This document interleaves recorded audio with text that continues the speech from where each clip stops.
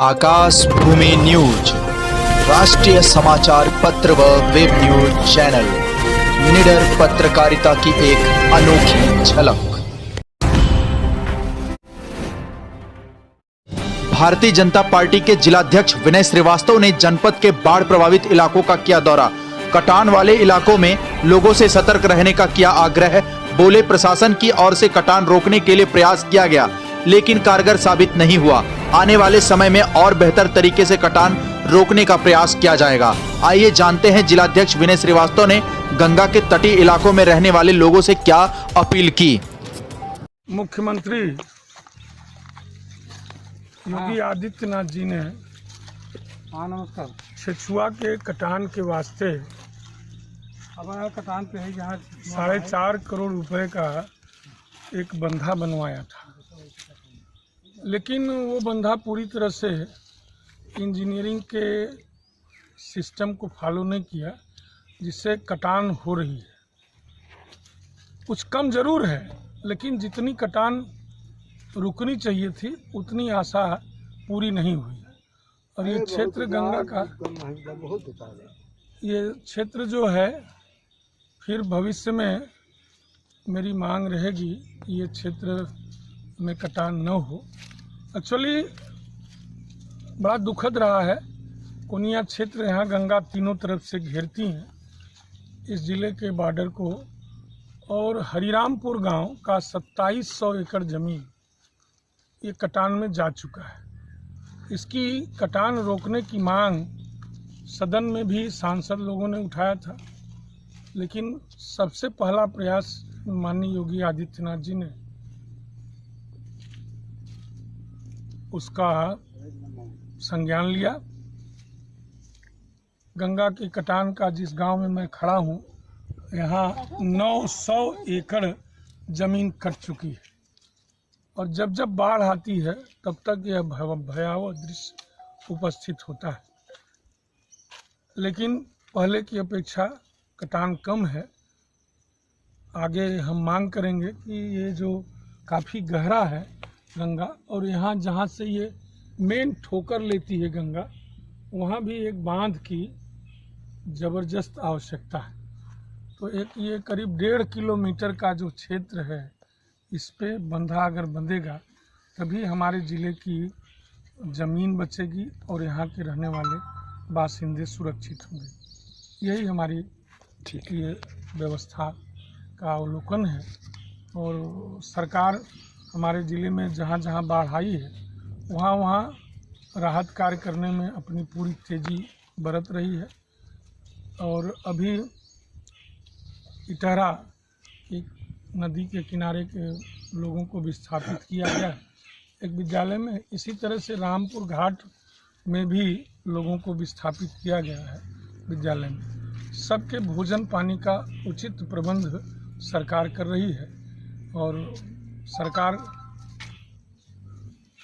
इस बार बाढ़ की व्यवस्था में पूरी तरह से सुचारू रूप से आगे बढ़ी हुई है। धन्यवाद।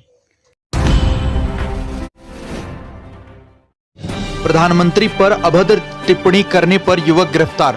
प्रधानमंत्री पर अभद्र टिप्पणी करने का आरोपित गिरफ्तार कर लिया गया है। औराई स्थित पेट्रोल पंप पर अशोक सिंह निवासी पचवल ने प्रधानमंत्री पर अभद्र टिप्पणी कर रहे युवक का वीडियो बनाकर इंटरनेट मीडिया पर वायरल कर दिया था। औराई पुलिस मामला दर्ज कर जांच में जुट गई। जांच में पाया गया कि युवक 9 अगस्त को पेट्रोल लेने पंप पर आया था। पेट्रोल महंगा होने को लेकर प्रधानमंत्री को अपशब्द कहने लगा। पुलिस ने आरोपित युवक अख्तर पुत्र स्वर्गीय निजामुद्दीन निवासी बाड़ी बभनोटी के खिलाफ मुकदमा दर्ज किया है। शनिवार को बभनोटी गांव से आरोपित युवक को गिरफ्तार कर चालान किया गया। डीएम एसपी ने समाधान दिवस पर सुनी समस्याएं। जिले के सभी थानों और कोतवाली में शनिवार को समाधान दिवस आयोजित किया गया। जिलाधिकारी आर्यका अखौरी और एसपी रामबदन सिंह ने कोयरौना थाने में शिकायतें सुनी। मवैया थान सिंह के अतिबल शाह पट्टी गांव में सरकारी भूमि अतिक्रमण की शिकायत को जिलाधिकारी ने गंभीरता से लेते हुए सोमवार तक अतिक्रमण हटाने का निर्देश मातहतों को दिया। डीएम ने कहा कि ग्रामीणों की शिकायतों का निस्तारण प्राथमिकता से किया जाए। इसमें किसी भी स्तर पर लापरवाही क्षम्य नहीं होगी।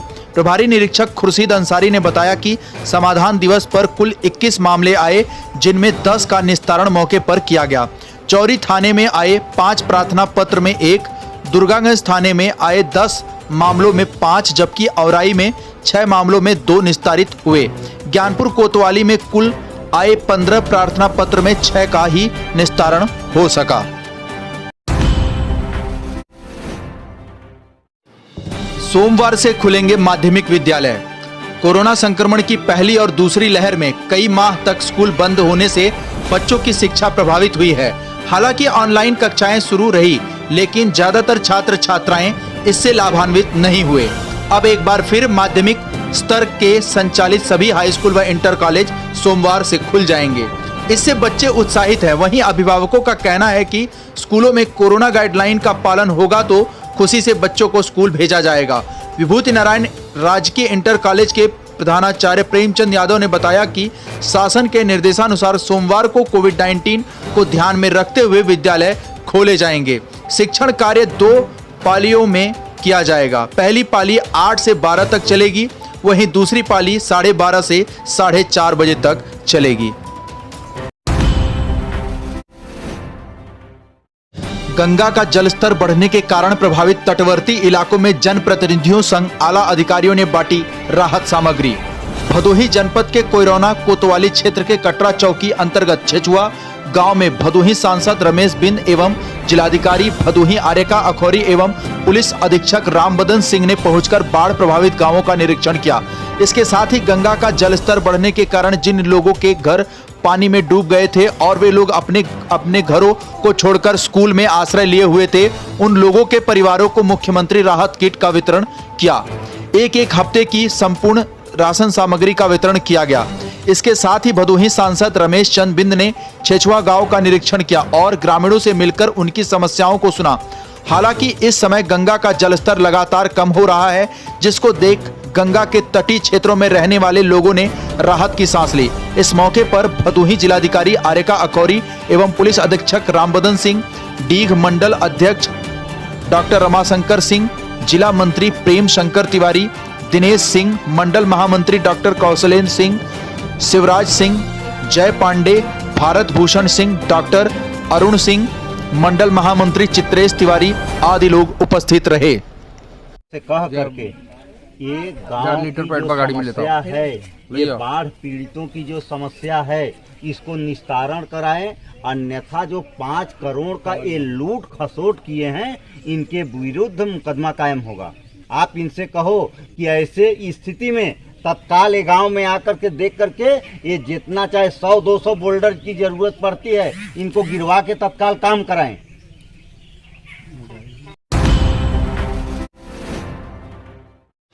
जनपद में एक तहसील ऐसा भी जहां हो रहा कुछ अनोखा।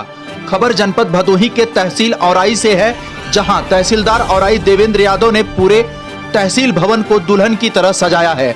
बताते चले कि 15 अगस्त को आजाद भारत वर्ष का आजादी का पर्व मनाया जाएगा। इसी खुशी में पूरे तहसील भवन को सजाया गया है। रात का नजारा और भी मनमोहक दिखाई देता है। आसपास के लोग इस मनमोहक दृश्य को देखने के लिए तहसील परिसर का रुख कर रहे हैं। इस संबंध में जब तहसीलदार औराई देवेंद्र यादव से पूछा गया तो उन्होंने कहा कि यह अपनी अपनी इच्छा शक्ति की बात है। उन्होंने कहा कि अच्छा कार्य करने की भावना यदि मन में हो तो इंसान कहीं भी रहकर अच्छा कार्य कर सकता है। आज़ादी किसे प्यारी नहीं होती, पक्षी भी आज़ाद रहना चाहते हैं। फिर तो हम इंसान हैं, हमें तो आज़ादी और भी प्रिय है। वह भी इसलिए क्योंकि आज़ादी पाने के लिए ना जाने कितने अमर सपूतों ने अपने प्राण न्यौछावर कर दिए। 15 अगस्त 2021 को आज़ादी की 70वीं वर्षगांठ मनाई जाएगी। स्कूल बंद हैं, फिर भी कुछ प्रतिभावान बच्चों को लेकर कोविड-19 का पालन करते हुए रंगारंग कार्यक्रम का आयोजन किया गया है। आपको बता दें कि तहसीलदार देवेंद्र यादव जब ज्ञानपुर तहसील में तैनात थे तो नवनिर्मित तहसील को हरा भरा करना सबसे बड़ी चुनौती थी। तहसीलदार देवेंद्र यादव ने पूरे मन और लगन से तहसील कर्मचारियों के सहयोग से पूरी तहसील को हरा भरा कर दिया और आज ज्ञानपुर तहसील में सैकड़ों ऐसे पौधे हैं जिनमें फल लगे हुए हैं। ज्ञानपुर तहसील को महकाने और चहकाने के बाद अब तहसीलदार देवेंद्र यादव औराई तहसील को चमकाने में लगे हैं। तहसीलदार देवेंद्र यादव की एक अच्छी आदत यह है कि वह जिस तहसील में जाते हैं वहां प्रतिदिन वृक्षारोपण करते हैं। इससे पहले प्रयागराज के करछना तहसील को भी एक बाग में परिवर्तित कर चुके हैं। तहसीलदार देवेंद्र यादव जनपद में संचालित एक नई पहल, एक नई कोशिश को भी बढ़ावा देते हैं। एक नई पहल, एक नई कोशिश युवाओं का संगठन है जिसका मुख्य उद्देश्य जनपद को हरा भरा बनाना है। बहरहाल तहसीलदार देवेंद्र यादव का बीते दिनों तहसील औराई में स्थानांतरण कर दिया गया था। वर्तमान में ज्ञानपुर तहसील की बागडोर तहसीलदार तनुजा निगम के हाथों में है। यदि इच्छा शक्ति की बात की जाए तो वृक्षारोपण का जो सिलसिला देवेंद्र यादव ने शुरू किया था उसमें कहीं ना कहीं ब्रेक लगता हुआ नजर आ रहा है। तहसील ज्ञानपुर में उपस्थित अधिकारियों में इच्छा शक्ति की कमी साफ देखी जा सकती है। शायद तहसील और ज्ञानपुर में अब वृक्षारोपण का अभियान इच्छा शक्ति नहीं बल्कि कागजों तक सीमित होकर रह गया है। तहसीलदार देवेंद्र यादव उन दिनों सुर्खियों में आए जब उन्होंने तहसील को हरा भरा करना शुरू किया और विकट महामारी काल में अपनी जान की परवाह किए बगैर आम जनमानस की बढ़ चढ़कर सेवा की। कोविड काल में तहसीलदार देवेंद्र यादव एकमात्र ऐसे अधिकारी थे जो बिना डरे आम आदमी के पास जाते थे, यहां तक कि कोविड मरीजों के पास जाकर उनकी मदद किया करते थे। खेतों में लगाया कटीला तार तो दर्ज होगी एफआईआर। खबर जनपद भदोही से है, जहां खेतों में कटीला तार लगाए जाने पर किसानों के खिलाफ धारा 144 और पशु क्रूरता अधिनियम के तहत कार्यवाही की जाएगी। शासन ने ऐसे लोगों को चिन्हित कर उनके खिलाफ एफआईआर का निर्देश दिया है। खेत, कृषि गृह या खाली जमीन पर कटीले तार लगाने, उनमें विद्युत प्रवाह करने या ब्लेड वाली तारें लगाने की छूट अब नहीं मिलेगी। इसके लिए शासन की ओर से फरमान जारी किए जाने पर जिले में कवायद शुरू हो गई है। इसके लिए जिला प्रशासन को जिम्मेदारी दी गई है। शासन की ओर से जारी एडवाइजरी में जनपद के विकास खंड के खंड विकास अधिकारी की ओर से ऐसे किसानों को चिन्हित कर जिलाधिकारी को सूची उपलब्ध कराई जाएगी। तार लगाने वालों के खिलाफ आपराधिक कानूनी कार्रवाई की जाएगी। इसकी मॉनिटरिंग एसडीएम और बीडीओ करेंगे। फरमान हुआ प्रभावित तो पानी में चली जाएगी गाढ़ी कमाई। खेतों में बोई फसलों की सुरक्षा के लिए किसानों की ओर से कटीला तार से घेरेबंदी की गई है। कुछ किसान धनाभाव या अन्य वजहों से अभी ऐसा नहीं कर पाए हैं, जिससे उनकी फसलें मवेशी खत्म कर दे रहे हैं। शासन की ओर से जारी फरमान अगर प्रभावी हुआ तो किसानों की गाढ़ी कमाई पानी में मिलने से भुखमरी का संकट छा जाएगा। गौरतलब है कि जहां एक तरफ शासन के गाइडलाइन के अनुसार कृषि विभाग की ओर से खेतों की सुरक्षा के लिए कटीले तारों पर सब्सिडी दी जाती है, वहीं दूसरी ओर इसे प्रतिबंधित किए जाने से प्रशासन को किसानों की नाराजगी झेलनी पड़ सकती है। अरविंद कुमार सिंह, उप कृषि निदेशक भदोही ने बताया कि इस तरह की एडवाइजरी की जानकारी नहीं है। वैसे भी यह प्रशासनिक कार्यवाही के दायरे में आता है। कृषि विभाग से केवल किसानों के हित के लिए योजनाओं का संचालन व कृषि संबंधी कार्य किए जाते हैं। वैसे कटीले तार पर विभाग की ओर से सब्सिडी दी जाती है। पानी से भरे धान के खेत में गिरने से दिव्यांग किशोरी की मौत। भदोही कोतवाली क्षेत्र के नेवादा कला गांव स्थित एक धान के खेत में भरे पानी में गिरने से दिव्यांग किशोरी की मौत हो गई। घटना शनिवार को सुबह उस समय हुई जब भिक्षाटन करने किशोरी बस्ती की ओर जा रही थी। आसपास के ग्रामीण जब तक पहुंचते तब तक किशोरी ने दम तोड़ दिया।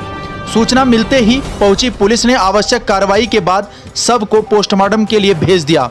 दुड़वा धर्मपुरी स्थित वनवासी बस्ती निवासी जियालाल मुसहर की पुत्री सुराजी उम्र 17 वर्ष शारीरिक रूप से दिव्यांग थी। उसे मिर्गी भी आती थी। वह आसपास के गांवों में भिक्षाटन कर परिवार का पालन पोषण करती थी। शनिवार को भी वह भिक्षाटन के लिए ही निकली थी। नेवादा कला गांव स्थित धान के पानी भरे खेत से गुजरते समय उसे मिर्गी आ गई और वह पानी में जा गिरी। घटना की जानकारी होते ही परिजनों में कोहराम मच गया। मौके पर पहुंचे किशोरी के परिवार के सदस्यों ने बताया कि वह गूंगी बहरी भी थी। उसके दुपट्टे के पल्लू में बंधे सिक्के बरामद किए गए। प्रभारी निरीक्षक विजय प्रताप सिंह ने बताया कि दिव्यांग किशोरी मिर्गी आने के कारण पानी में गिर गई थी, इसी से उसकी मौत हो गई। समाजवादी पार्टी के जिला मीडिया प्रभारी ने कहा, आखिर इन भूमाफियाओं पर कब होगी कार्यवाही। बड़ी खबर जनपद भदोही से है, जहां समाजवादी पार्टी के जिला मीडिया प्रभारी धर्मेंद्र मिश्रा उर्फ पप्पू ने पत्र लिखकर जिलाधिकारी भदोही से गुहार लगाई कि जयरामपुर टाउन एरिया घोसिया में 27 बीघे जमीन मंदिर, कब्रिस्तान व बंजर जमीनों पर पूंजीपतियों द्वारा कब्जा होता चला आ रहा है। कब्जा बेदखली के लिए पूर्व में स्वर्गीय प्रभुनाथ मिश्र द्वारा कई प्रार्थना पत्र देकर अवैध कब्जा हटवाने के लिए प्रशासन से लगातार गुहार लगाई गई, लेकिन अब तक किसी भी तरह की आवश्यक कार्रवाई नहीं की गई। जहां एक तरफ कई गरीब ऐसे हैं जिनके पास रहने के लिए घर तक नहीं है और ना ही उनके पास घर बनाने के लिए किसी तरह की जमीन है। ऐसे में पूंजीपति भूमाफियाओं द्वारा 27 बीघे जमीन पर कब्जा कर स्कूल व भवन निर्माण कराकर किराए पर देकर मोटी रकम ऐंठी जा रही है। इस हाई प्रोफाइल मामले में कई राजस्व अधिकारियों के ऊपर कार्रवाई भी हो चुकी है, लेकिन अभी तक कब्जा नहीं हटाया गया। मामला पूरी तरह से राजस्व अधिकारियों की नजर में है, लेकिन कार्रवाई के नाम पर केवल अधिकारी चुप्पी साधे बैठे हैं। इससे पूर्व भी जिलाधिकारी ने रात में हो रहे अवैध निर्माण को ध्वस्त कराया था। इस मामले को सुर्खियों में लाने वाले समाजवादी शुभचिंतक व गरीबों के मसीहा प्रबल पैरोकार प्रभुनाथ मिश्र का 13 जुलाई 2021 को निधन हो गया। यदि जिला प्रशासन इस मामले में न्याय करता है तो कहीं ना कहीं स्वर्गीय प्रभुनाथ मिश्र के लिए यह एक सच्ची श्रद्धांजलि होगी और लोगों में भ्रष्टाचारियों के खिलाफ एकजुट होकर खड़े होने में शक्ति जागृत होगी। परिचय देते हुए हम धर्मेंद्र कुमार मिश्रा, पप्पू जिला मीडिया प्रभारी समाजवादी पार्टी जनपद भदोही तथा समाजवादी चिंतक प्रभुनाथ मिश्रा का मैं लड़का हूँ। मेरे पिताजी द्वारा बहुत पहले ही मोतीलाल ब्रदर्स ग्रुप के खिलाफ 27 बीघे तालाब, मंदिर, कब्रिस्तान पे कब्जा करने के खिलाफ उन्होंने संघर्ष किया, लड़ाई लड़ा। महामहिम राज्यपाल महोदय जी के द्वारा उन्हें बिना भत्ता का पैरोकार नियुक्त किया गया था। आज पूंजीपतियों में हर्ष है कि वो नहीं हैं। उनके द्वारा जो अवैध तरीके से अरबों खरबों रुपए की सरकारी संपत्ति को लूटने का प्रयास किया जा रहा है, उसके खिलाफ हमने डीएम साहब को एक पत्रक देने आया हूं और देने जा रहा हूं। मंदिर, तालाब, कब्रिस्तान पे जो हो रहे कब्जे को हटवाया जाए। इसके पूर्व में भी इस मामले में कई अधिकारियों के ऊपर कार्रवाई भी हो चुकी है, यहाँ तक कि एसडीएम हीरालाल के ऊपर भी कार्रवाई हुई है। कितने का संपत्ति होगा वहाँ? अरे लगभग खरबों रुपए का। मोतीलाल ब्रदर्स ग्रुप जो है, जिसमें राजेंद्र साहब हैं, सुरेंद्र हैं और विनोद जी हैं, सब लोगों ने ज़मीन पे कब्जा कर लिया है। मंदिर है, तालाब है, पक्का तालाब है, कब्रिस्तान पर भी इन लोगों ने कब्जा किया है, जो बहुत। सरकारी स्कूल के 378 जर्जर भवन नौनिहालों के लिए बने खतरा। प्राथमिक शिक्षा व्यवस्था को चुस्त दुरुस्त बनाने और बच्चों को बेहतर सुविधा देने के लिए मिशन कायाकल्प के तहत स्कूलों का कायाकल्प किया जा रहा है, लेकिन जर्जर भवन नौनिहालों के लिए खतरा बने हुए हैं। शिक्षा विभाग के नए सर्वे में 177 अन्य भवन जर्जर घोषित हो चुके हैं। 3 साल में 378 भवन जर्जर हो चुके हैं, लेकिन अब तक उन भवनों को ध्वस्त नहीं किया गया। करीब 50 से अधिक भवन कब धराशायी हो जाएंगे कुछ कहा नहीं जा सकता। शिक्षकों से लेकर अभिभावकों तक को बच्चों की सुरक्षा का भय सताने लगा है। इसके बाद भी प्रबंध समितियां मूकदर्शक बनी हुई हैं। जिले में 892 प्राथमिक, पूर्व माध्यमिक और कंपोजिट विद्यालय संचालित हैं। इसमें 1,43,000 पहली से 8वीं कक्षा तक के बच्चे पंजीकृत हैं। मिशन कायाकल्प के तहत अब तक लगभग 300 स्कूलों की तस्वीर बदली जा रही है।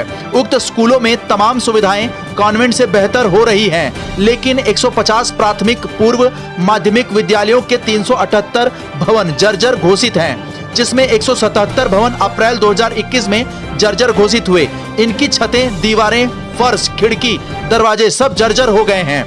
कोरोना के कारण स्कूल भले ही बंद चल रहे हैं, लेकिन आने वाले समय में जब भी स्कूल खुलेंगे तो नौनिहालों की परेशानी बढ़ेगी। बारिश के दौरान इन भवनों की छतों से पानी टपकता है। इसकी बानगी डीग के पूर्व माध्यमिक विद्यालय बिछिया में देखी जा सकती है। इसी तरह औराई, चौरी का लठियां, सुरियावा, अभोली का दानूपुर और भदोही के कई विद्यालयों में बारिश के मौसम में कक्षाएं संचालित करना मुश्किल हो जाता है। विद्यार्थी ही नहीं, शिक्षक भी इस आशंका से परेशान रहते हैं कि कहीं भवन ढह गया तो बड़ा हादसा हो सकता है।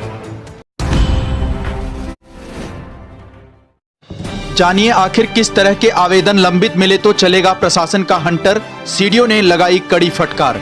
बड़ी खबर जनपद भदोही के ज्ञानपुर स्थित विकास भवन से है, जहां सीडीओ भदोही भानु प्रताप सिंह ने कड़े तेवर में कहा कि बेटियों को जन्म के बाद से शिक्षा ग्रहण करने तक के बीच शासन स्तर से क्रमवार 15,000 रुपए देकर प्रोत्साहित करने के लिए संचालित कन्या सुमंगला योजना के आवेदन पत्र लंबित मिले तो संबंधित विभाग के अफसर कार्यवाही के लिए तैयार रहें। उन्होंने संबंधित अफसरों को चेतावनी देते हुए कहा कि 16 अगस्त को प्रस्तावित बैठक में बगैर मामलों को निस्तारित किए पहुंचने वाले अधिकारियों के खिलाफ कठोर एवं दंडात्मक कार्रवाई की जाएगी।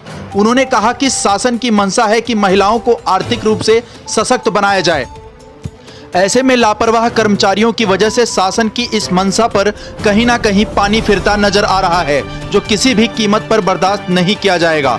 शासन महिलाओं को लेकर गंभीर है और महिलाओं के कल्याण के लिए लगातार अलग अलग योजनाएं संचालित कर रही है। यहां तक कि जन्म लेने के बाद बेटियां परिवार के लिए बोझ न समझी जाएं। बच्चियों के जन्म से शिक्षा हासिल करने तक सरकार पात्र लाभार्थियों को 6 किस्तों में 15,000 रुपए लाभ देने के लिए कन्या सुमंगला योजना संचालित कर रही है।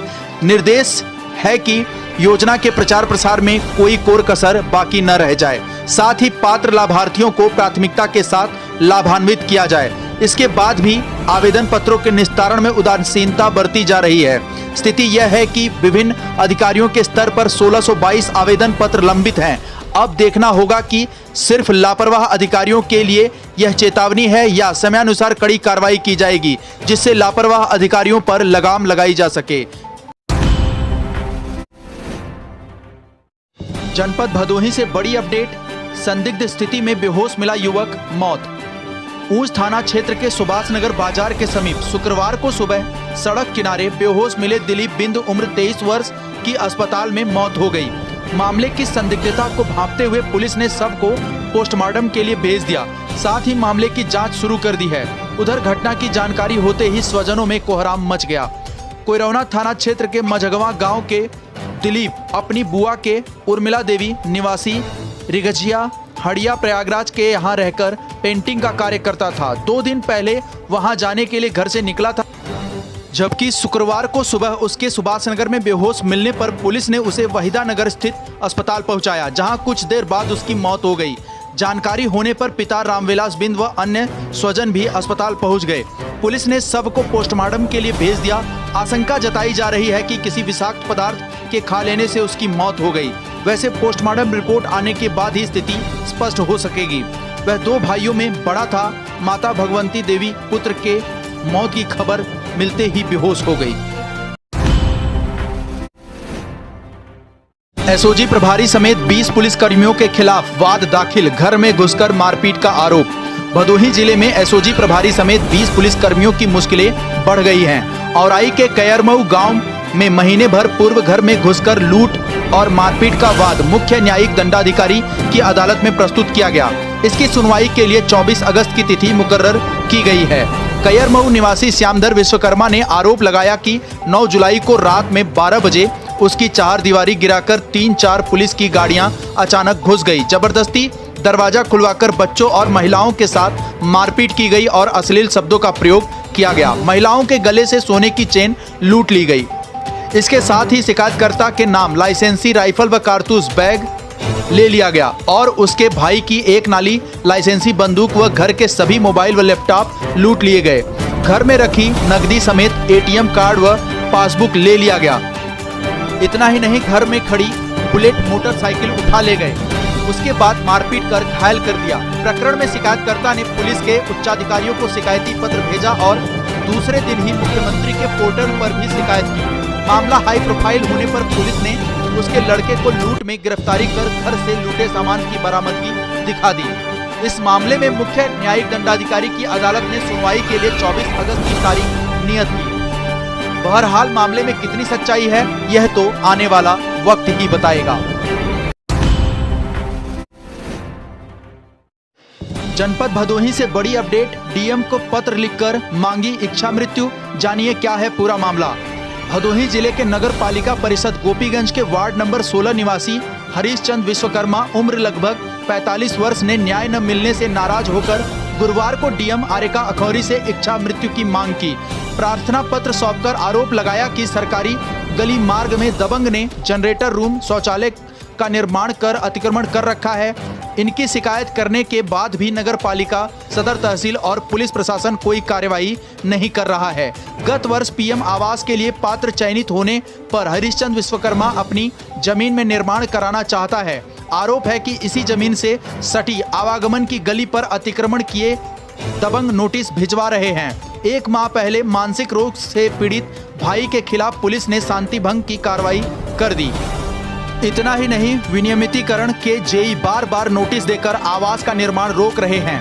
दबंगों के खिलाफ 5 वर्ष पूर्व पालिका प्रशासन ने नामजद नोटिस देकर अतिक्रमण हटाने का सख्त निर्देश दिया था, लेकिन विभागीय मिलीभगत से अतिक्रमणकारियों को आज तक नहीं आने दी जा रही है। हरिश्चंद्र ने कहा कि पूरा परिवार न्याय न मिलने से तंग आ चुका है, इच्छा मृत्यु की अनुमति दी जाए। डीएम से यही प्रार्थना कर रहे हैं कि हम डीएम अनुसार हम लोग को न्याय नहीं मिलेगा तो हम लोग अपना सब पूरे परिवार के साथ हम लोग अपना आत्महत्या कर लेंगे, और नहीं तो मेरा न्याय मिलना ही चाहिए। ये गली, एक और मैटर था कि गली में सन 84 में ये लोग कब्जा हुए हैं, जो डॉक्टर पंजाबी, ओम प्रकाश सेठ, दिगंबर सेठ, भरत सेठ, शारदा प्रसाद सेठ, ये लोग गली में कब्जा करके अब खुद हमको फंसा दिए हैं, मतलब उल्टा हम लोग को फंसा दिए। जबकि इसका हमने नगर पालिका में दिए थे एप्लीकेशन, सन 84 में नोटिस आया है, इन लोग को जारी हुआ है, ये मतलब खाली करने के लिए इन लोग के खिलाफ जारी हुआ है। हमने डीएम साहब से यही प्रार्थना किया है कि हमको न्याय मिलना चाहिए। अगर न्याय नहीं मिल रहा है तो हमको इच्छा मृत्यु का आदेश पारित करिए, क्योंकि हम इसके आगे हम क्या करेंगे अब ये तो हम भी नहीं। प्रधानमंत्री आवास योजना में गोलमाल, एजेंसी ने हटाए 50 सर्वे कर्मचारी। प्रधानमंत्री शहरी आवास योजना में व्यापक स्तर पर धांधली की जा रही है। लाभार्थियों से जियो टैग, सर्वे आदि के नाम पर वसूली की जा रही है। मनमानी की शिकायत मिलने पर एजेंसी ने सैकड़ा से अधिक सर्वे कर्मियों को हटा दिया है। इसके साथ ही एजेंसी पर भी कार्रवाई की तलवार लटक रही है। शहरी क्षेत्रों में गरीबों के लिए प्रधानमंत्री आवास योजना की शुरुआत की गई है। खमरिया, भदोही, ज्ञानपुर, सुरयामा, नई बाजार और गोपीगंज आदि नगरीय क्षेत्रों में 10,000 से अधिक आवासों का लक्ष्य दिया गया है। सर्वे आदि के लिए एजेंसी लगाई गई है। इसी एजेंसी के माध्यम से सैकड़ा से अधिक कर्मियों को लगाकर सर्वे, जियो टैग के साथ ही लाभार्थियों का चयन आदि की जिम्मेदारी सौंपी गई है। आरोप है कि सर्वे करने वाले कर्मचारियों द्वारा लाभार्थियों से मनमानी वसूली की जा रही थी। खमरिया, सुरयामा, भदोही आदि नगरीय क्षेत्रों से लगातार शिकायत मिल रही थी। परियोजना अधिकारी डूडा शशि कुमार मेहरोत्रा ने एजेंसी पर शिकंजा कस दिया है, साथ ही ऐसे कर्मियों पर कार्रवाई का निर्देश दिया है। इसी क्रम में सैकड़ा से अधिक कर्मियों को हटा दिया गया है। परियोजना अधिकारी ने बताया कि लगातार वसूली आदि की शिकायत मिल रही थी। उनके लापरवाही के कारण आवास अभी तक पूर्ण नहीं हो सके हैं। एजेंसी ने सर्वे कर्मियों को हटा दिया है, उनके स्थान पर नए कर्मियों को रखा जा रहा है। अपात्र को पात्र बनाने का चल रहा था खेल। शहरी क्षेत्रों में एजेंसी के कर्मियों द्वारा अपात्रों को पात्र बनाने का काम किया जा रहा था। सुविधा शुल्क मिलने पर जियो टैग जल्दी कर देते थे। सुविधा शुल्क न देने वाले पात्रों को बार बार परेशान किया जा रहा था। यही कारण है कि अभी तक हजारों आवास अपूर्ण हैं। बड़ी संख्या में अपात्रों को भी पात्र बनाकर बजट स्वीकृत करा दिया गया है। लाल बटन दबाकर चैनल को सब्सक्राइब करें तथा घंटी का बटन अवश्य दबाएं ताकि सभी वीडियो की जानकारी आपको मिलती रहे। आप अपने आसपास होने वाली घटनाओं की जानकारी हमें नीचे लिखे नंबरों पर दे सकते हैं। आप हमें ईमेल भी कर सकते हैं।